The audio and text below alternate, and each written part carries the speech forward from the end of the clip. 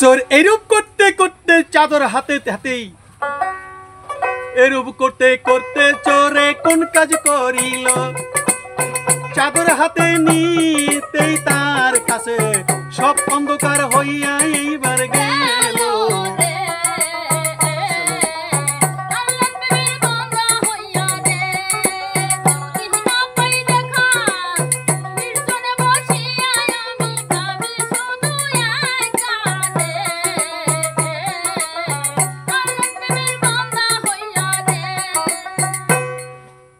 চোর কি করলো মারাবে অবশ্যই চাদরখানা কিন্তু হাতে নিতেই তার কাছে সব অন্ধকার হয়ে গেল ঘর এমন তো অবস্থায়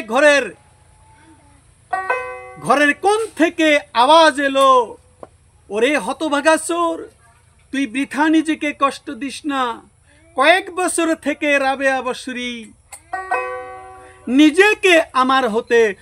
নিজেকে আমার হাতে সমর্পণ করেছেন যে সব কিছু আল্লাহর হাতে সমর্পণ করে তখন থেকে ইবলিশও রাবেয়ার কাছে ঘেঁষতে আর পারে না তোর কি সাধ্য আছে যে এই চাদরের কাছে ঘেঁষবি রে চোর তুই চলে যা বৃথা কষ্ট করিস না এক বৃদ্ধ শুয়ে রয়েছেন বটে মা রাবেয়া তখন বৃদ্ধ ছিল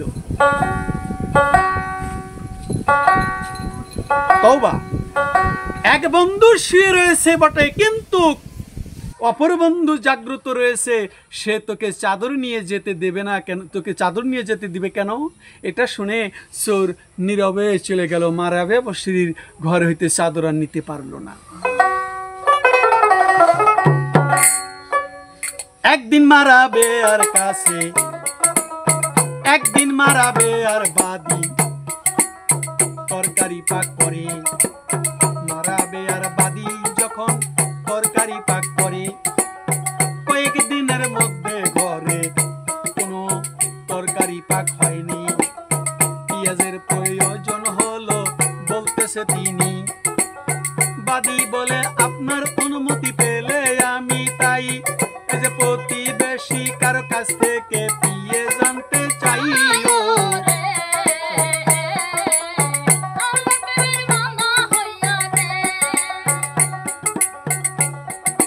মা রাবেয়া বলছে আমি 40 বছর পূর্বে আল্লাহ পাকের সাথে প্রতিজ্ঞাবদ্ধ হয়েছে তার কাছে ব্যতীত অন্যের কারোর কাছে চাই না পেঁয়াজ না থাকলে পেঁয়াজ ছাড়াই পাক করো এই খানা ইতিবৎসরে হঠাৎ একটি পাখি তার কাছে উভয় পাঞ্জায় উভয় ডানায় করে কয়েক ফালি পরিষ্কৃত পেঁয়াজ আনছে পাতিলে ছেড়ে দিল পাখি ওই পেঁয়াজ আনিয়া হযরত রাবেয়া বললেন আমি শয়তানের ধোঁকা থেকে নিষেধ নই কিন্তু এই পেঁয়াজও তাই পেঁয়াজের থালাগুলো স্পর্শ করলেন নাই তরকারি ছাড়াই শুষ্ক রুটি খাইল মা এমন পরে হাজির ছিল এই মহিলা আগের যুগের মানুষের কাছে ছিল এক একটা করে বাদী নারীরও বাদী ছিল পুরুষেরও গোলাম ছিল নারী তাই মা রাবেয়া বসরি তার বাদীকে বলতেছে তুমি একটু তরকারি পাক করো মা রাবেয়া বসরির বাদী যখন তরকারি পাক করছিল তখন পেঁয়াজের প্রয়োজন তাই মা রাবেয়া বসরিকে সেই বাদী বলল মাগো ঘরে কোনো পেঁয়াজ নাই রান্না করতে হবে মা রাবেয়া বসরি তার বাদীকে বললেন আমি আজকে 40 বছর পূর্বে প্রতিজ্ঞা করেছি যে কোনোদিন অন্যের কাছে হাত পাতবো না একমাত্র আল্লাহর কাছে হাত পাতবো পেঁয়াজ ছাড়াই পাক করো যখন রান্না উঠাই দিছে এমন সময় এক জাতীয় পাখি মুখে করে ঠোঁটে করে কিছু ফালা পেঁয়াজ এনে দিলেন ছেড়ে পাতিলের ভিতরে হযরত মা রাবেয়া বললেন আমি শয়তানের ধোঁকা থেকে নিশ্চিত নই এই পেঁয়াজ শয়তানের ধোঁকায় আসতে পারে মা রাবেয়া কি করলেন পেঁয়াজের ফালাগুলো স্পর্শ করলেন না তরকারি ছাড়াই শুষ্ক রুটি আহার করলেন এমন উসমানের আউলিয়া একদিন হযরতে মা রাবেয়া বসরি আরেকটি ঘটনা কোন পর্বতের উপর আরোহণ করলেন পাহাড়ের হরিণ বন্য গাধা প্রভৃতি পশু এসে তার চারপাশে একত্রিত হলো এবং তাকে দেখতে লাগলো একদিন পর্বতের চূড়ায় গেছে হযরত মায়াবিয়া, বন্য হরিণ গাধা প্রভৃতি সিংহ পশু আসিল চলিয়া।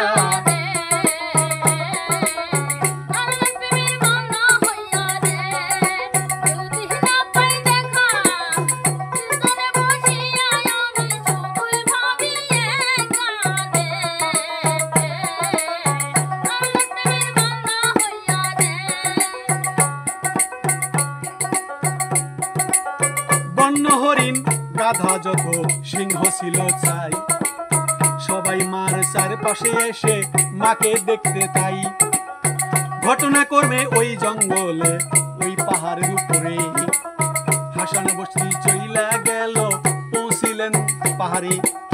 তাকে এবার দেখা মাত্র, হাসান বসরিকে দেখা মাত্র পশু সকলে পশু পলায়ন করলো, সবাই জিজ্ঞাসা করে মারে। একদিন মারাবিয়া বসরি কোনো এক পর্বতের উপর আরোহণ করছিলেন, পাহাড়ের হরিণ বন্য গাধা প্রভৃতি পশু এসে হযরত মারাবিয়ার চারপাশে একত্রিত হলো এবং তাহাকে দেখতে লাগলো। বনের পশুরাও মারাবিয়াকে দেখতে লাগলো।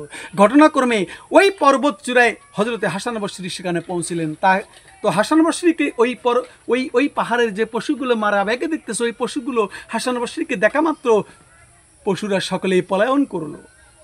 হযরত হাসান বসরি এই ব্যাপারে বিস্মিত হয়ে মারাবিয়াকে জিজ্ঞেস করলেন, এই পশুগুলো এতক্ষণ তোমার সামনে নির্ভয়ে সমবেত হয়ে রয়েছে, আর আমাকে দেখা মাত্র পলায়ন করলো কেন? মারাবিয়া বসরি বললেন, আজ আপনি কি খেয়েছেন? হাসান বসরি বললেন, গোস্ত ও রুটি আমি খেয়েছি। হযরত মারাবিয়া বললেন, আপনি যখন তাদের গোস্ত খেয়েছেন, পশুদের গোস্ত খাওয়ার অভ্যাস আছে, তখন তারা আপনাকে দেখে পালাবে না কেন?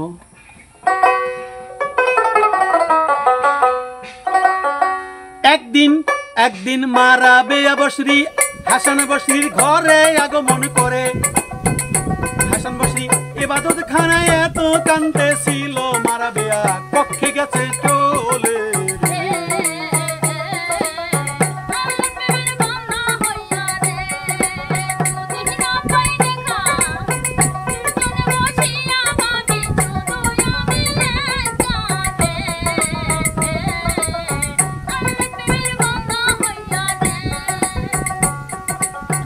ইবাদত খানায় এত কান্দে হযরত হাসান বসরি, কেন্দে কেন্দে বলল নরধমা বেয়ে পানি পড়ছিল যখনই। হযরত মারাবিয়া বসরি যখন জানতে পারিল এটা হযরত হাসানের অশ্রু, তখন বলিল, যদি এ ক্রন্দন নফসের প্রবঞ্চনামূলক না হয়ে থাকে তাহলে খুব ক্রন্দন করুন ভালো, যেন আপনার ভিতরে একটি দরিয়া উৎপন্ন হয়ে যায়, যাতে আপনি নিজের লাগিয়া অন্তরের সন্ধান পাবেন না নফসের তাড়নায়। একমাত্র মহাশক্তিমান আল্লাহ পাকের হন দরবারে প্রার্থনা করিলে। এই কথা বললেন মারাবিয়া হাসান বসরিকে। হাসান বসরির কাছে কথাগুলো অপ্রীতিকর বোধ হলো, কিন্তু তিনি কিছু বললেন না। হাসান বসরি বলতেছিলাম ভালো।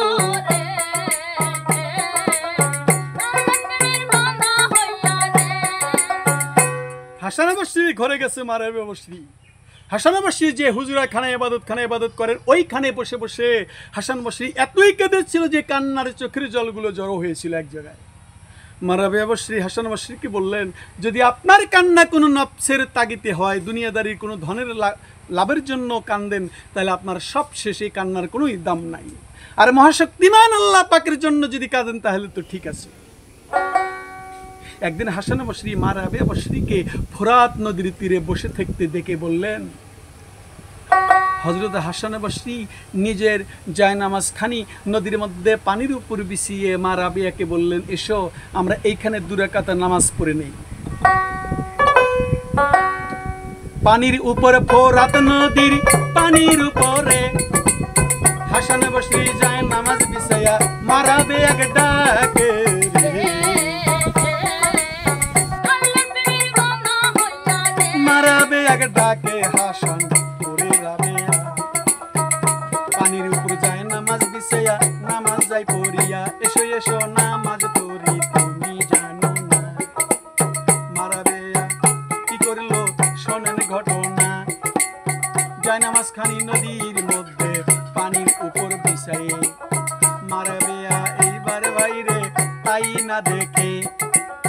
দুরাকাত নামাজ পড়ে নাই মারাবে বসরি তাই।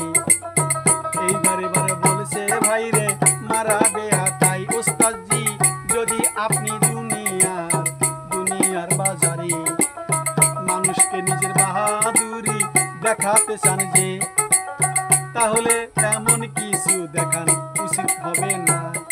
উচিত এমন কিছু দেখা উচিত যা আপনার সমশ্রেণী কেউ দেখতে সক্ষম না হয়, বলতেছি এখনই।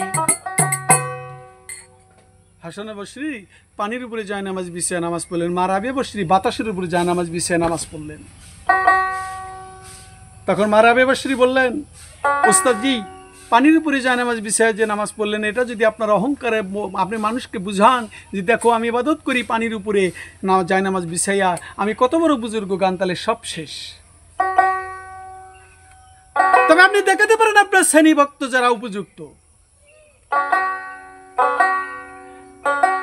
এমনই কিছু দেখান উচিত যা আপনার সমশ্রেণীর কেউ দেখাতে সক্ষম নয়। অর্থাৎ আপনি এমন কিছু কেরামতি দেখান যে কেউ জানো এই কেরামতি কেউ দেখাতে না পারে। আপনি পানির উপরে যায় নামাজ বিছাইলেন, নামাজ পড়লেন, আর আমি বাতাসের উপরে যায় নামাজ বিছাইলাম, তাহলে কি হইল? কোনোটাই ঠিক না। এই বলে হযরত মারাবিয়া বসরি নিজের যায় নামাজ হাওয়ার উপর বিছালেন এবং বললেন, ওস্তাদজি এখানে আসুন, তাহলে মানুষের দৃষ্টির অন্তরালে থাকা যাবে, আসুন এখানে। এরপর হযরতে হাসান বসরির সন্তুষ্টির জন্য মারাবিয়া বসরি বললেন, ওস্তাদজি যে কৃতিত্ব আপনি দেখিয়েছেন এটা সাধারণ নগণ্য মানুষের কাজ। এই যে জায়নামাজ বিছাইয়া নামাজ পড়লেন, এটা নগণ্য মানুষের কাজ। আর আমি যা দেখাচ্ছি ক্ষুদ্র ক্ষুদ্র ক্ষুদ্র অনুক্ষুদ্র মণিক্যার কাজ। তাই প্রাকৃতিক কাজ এই দুইয়ের বহু ঊর্ধ্বে। এই প্রাকৃতিক একটা সাধনা আছে যা পানির উপর বা বাতাসের উপর নামাজ পড়ি, এর চাইতে দুইয়ের মাঝখানে আরো কঠিন ইবাদত আছে, সেগুলো হচ্ছে আল্লাহর পছন্দনীয়, এগুলো আল্লাহর পছন্দনীয় নয়। হাসান বসরি বললেন, একদিন এক রাত্রিতে মারাবিয়ার ঘরে অবস্থান করছিলাম, তাতে তরিকত হাকিকতের আলোচনা সভা হয়, এমন সুন্দর ভাবে এত বিবর হইয়া যায়।